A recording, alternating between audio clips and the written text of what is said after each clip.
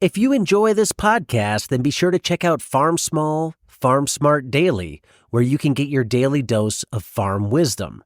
Tune in every day to learn the latest tips, tricks, and stories from the world of farming.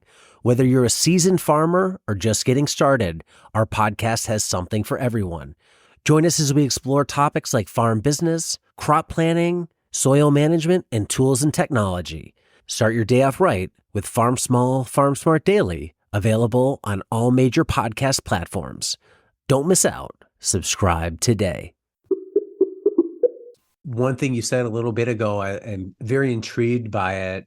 You're always looking for your limiting factor and thinking about that. Can you elaborate more on that? I think it's an interesting point. I haven't heard anybody talk about that.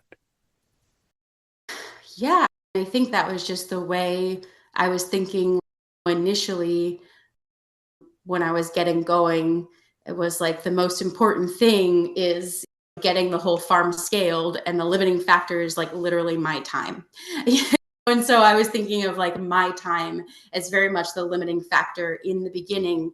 And so I tried to really avoid spending my time on anything that wasn't going to meet that primary goal of getting like the farm scaled. Like I wanted to get all the acreage into production, get the soil tilled everywhere, get cover crops, and just get all of the beds into rotation. And so I made some mistakes too. I remember I got chickens my first year. I was like, oh, it's gonna work, the scraps and then I like was dealing with predation, and I was like having to go out there and water them and feed them twice a day. And I just realized, I was like, for the amount of time that I'm putting into this, I am not gonna get out a good, and I was like, sunk cost fallacy. I'm done. I found a new home for them and I just cut it off. I said, it's not worth it. My time is a limiting factor. And this is, even though it's a good thing, it's not the right time for this.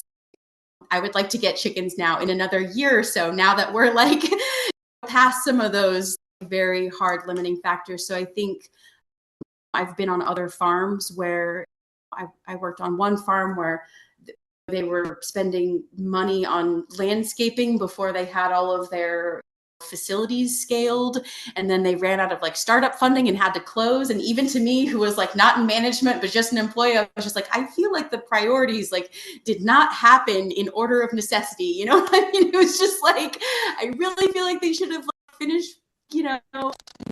So that's an ancient story of another business that went out of business. But I knew that I could do it, but I just knew that it was like threading the needle so narrow that I really just kept trying to come back to not like wasting my time or my money on things that weren't really moving forward the primary goal.